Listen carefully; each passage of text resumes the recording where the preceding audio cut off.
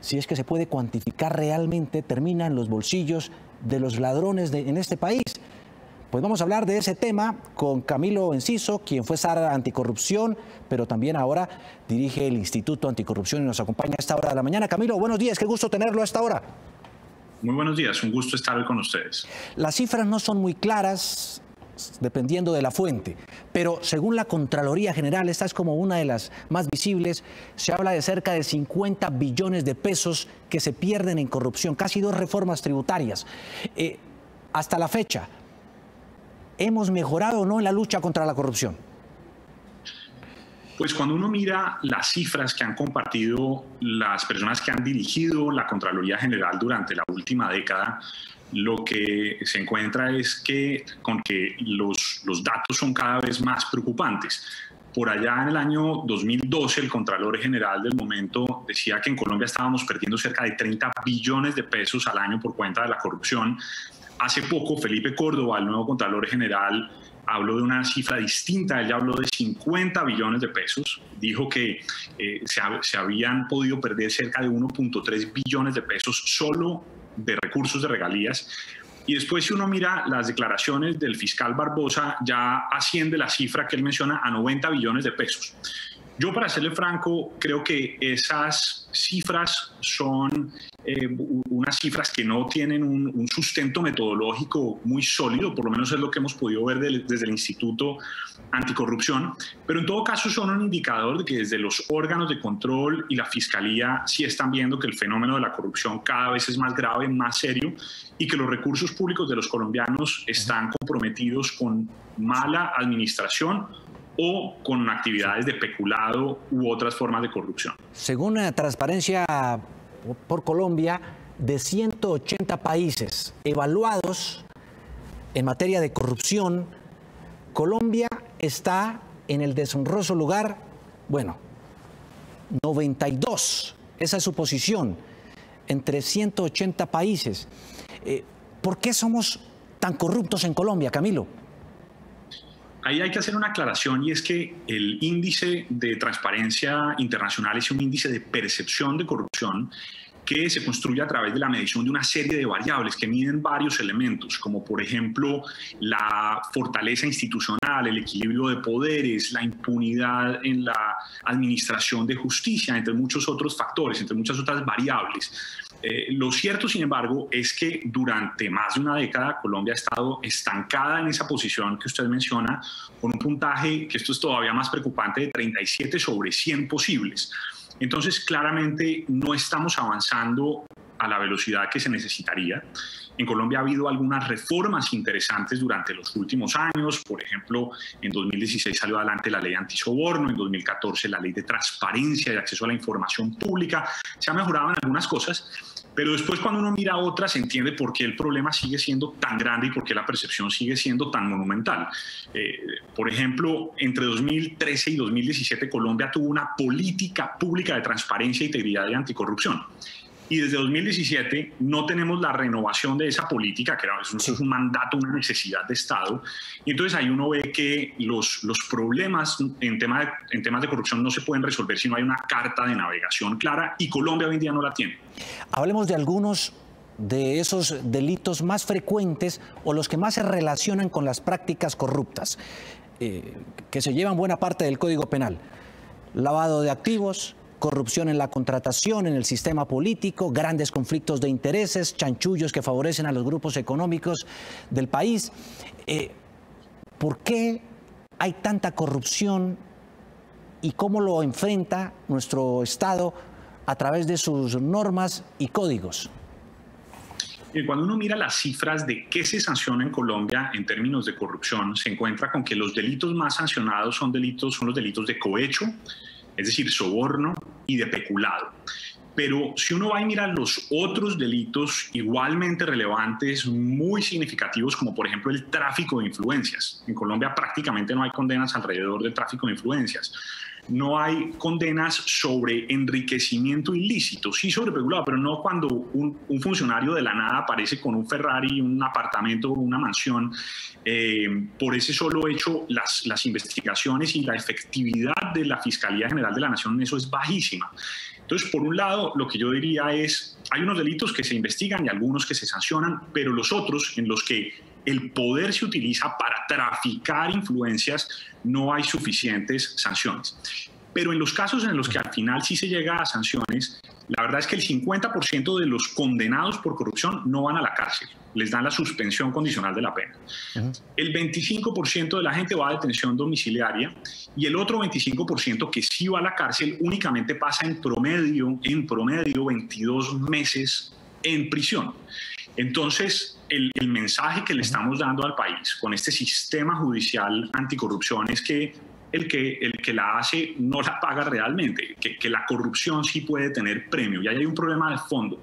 Pero lo otro, Juan Diego, y con esto termino, es que estamos viviendo en un país con un sistema político, con un arreglo institucional completamente corrompido.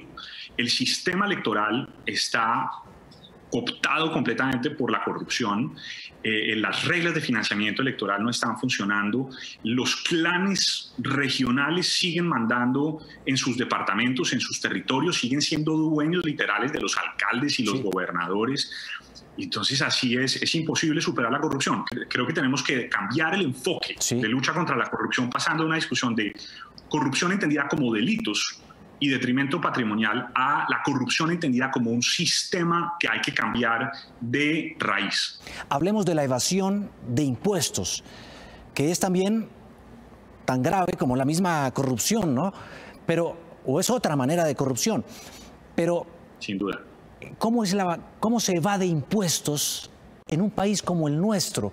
Recordemos el sonadísimo caso de los Panama Papers, ¿no?, que involucró a una gran cantidad de empresarios de este país que tenían su dinero en otra parte, en paraísos fiscales, donde hay muy bajos impuestos o nulos en algunos casos, y pues no traían la plata a Colombia, que es de donde la sacan.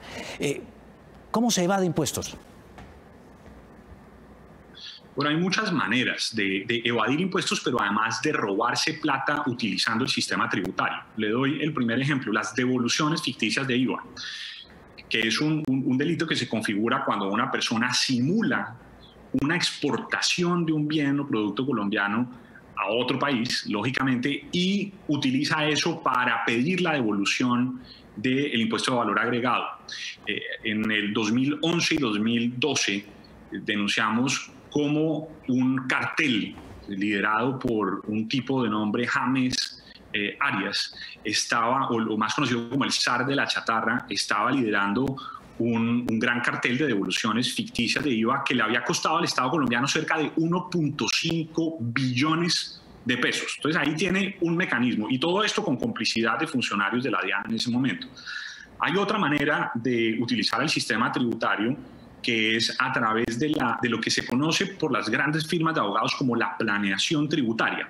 Y la planeación tributaria por sí misma no está mal, pero el problema es que muchas firmas y muchas empresas utilizan la planeación tributaria para generar, para constituir empresas de papel, empresas de cartón en paraísos fiscales como Panamá, como las Islas Caimán, entre muchas otras, y utilizan esas empresas para beneficiarse de ciertos regímenes tributarios especiales y después se, digamos, esfuman al final los recursos que deberían pagar a modo de impuestos en Colombia. Entonces, el problema de los paraísos fiscales, que además es un sistema legitimado en el orden global del comercio, es un problema profundo. Y si Colombia quisiera hacer algo a escala global en materia de lucha contra la corrupción, debería impulsar ahí varias cosas. Debería impulsar reformas serias sobre los regímenes de los paraísos fiscales. Debería impulsar reformas serias sobre el régimen, ojo con esto, Juan Diego, de los beneficiarios finales, que son las personas que al final de la estructura corporativa se lucran de la actividad comercial de una empresa y que muchas veces terminan, digamos, escondidos bajo la cobija de estos regímenes especiales, estos paraísos fiscales que están casi que diseñados para ocultar el uso de los recursos públicos. Claro. Y obviamente está el otro tipo de evasión, que es la evasión directa, y es simplemente no pago impuestos y me muevo hacia la informalidad. El contrabando. Que es lo que termina generando una reforma tributaria como la actual, que la gente con la presión inmensa de un régimen tributario claramente opresivo e inequitativo, termina prefiriendo no pagar impuestos que pagar impuestos y quebrarse. Como ocurrió con los Panama Papers, ¿no? La empresa creaba una empresa, o los corruptos creaban una empresa en Panamá. Contrataban a una empresa de abogados como Mossack Fonseca y al mismo tiempo empezaban a crear más empresas y más empresas y más empresas en las Islas Caimán, en Luxemburgo, en las Islas Canarias, y al final llegaban a Colombia con supuestas uniones temporales para licitar a un polideportivo o un escenario de $5 millones, y nadie sabe quién era el dueño, nadie sabe quién estaba detrás de esa compañía, pero se ganaba la licitación. Exactamente, y cuando usted va y le pregunta a la Fiscalía o a la Contraloría o a quien sea o a la Procuraduría cómo adelantan este tipo de investigaciones en donde tienen que identificar realmente quién es la persona que está al final de toda la estructura corporativa, usted con lo que se va a encontrar, Juan Diego, es que solo ese proceso de investigación puede tomar 6 meses, 10, 12 meses, 3 años, porque no tenemos herramientas en Colombia ni a nivel global para lograr tener acceso a un sistema de información de beneficiarios finales, de quiénes son los dueños de las compañías. Un proyecto de ley anticorrupción que radicó el gobierno hace un tiempo y que está en curso en el Congreso, tiene un par de artículos sobre ese tema. Nosotros creemos que ahí hay un elemento importante que el Congreso tiene que mirar con buenos ojos y que tiene que sacar adelante, pero tiene que ir más allá. El Congreso debería exigir, por ejemplo, que todas, absolutamente todas las empresas que contraten con el Estado o que quieran contratar con el Estado revelen quiénes son sus beneficiarios finales. Es un elemento mínimo de transparencia saber a quién estamos contratando para construir una obra, para desarrollar un proyecto que le cuesta al Estado y a los contribuyentes muchos miles de millones de pesos. Es Camilo Enciso, director del Instituto Anticorrupción, a esta hora de la mañana, ayudándonos a tratar de entender lo inentendible, Camilo, que es cómo se roban de forma tan descarada la plata de los miles y miles de colombianos, y hoy por hoy estamos a puertas de una reforma tributaria que va a apretar el cinturón de miles y miles de colombianos. Camilo, muchísimas gracias por estar aquí en Noticias Caracol. Juan Diego, con muchísimo gusto, y un último mensaje, si me permiten 3 segundos. Sí. Ojalá la reforma tributaria le pusiera impuestos a las bebidas azucaradas. Esa es otra forma también de combatir la corrupción sistémica de la que estábamos hablando. De acuerdo. Un abrazo para usted y toda la audiencia. De acuerdo, un abrazo, Camilo. De ahí que no parezca tan descabellado el pensar eso, ¿no? Peor que esta pandemia, la corrupción.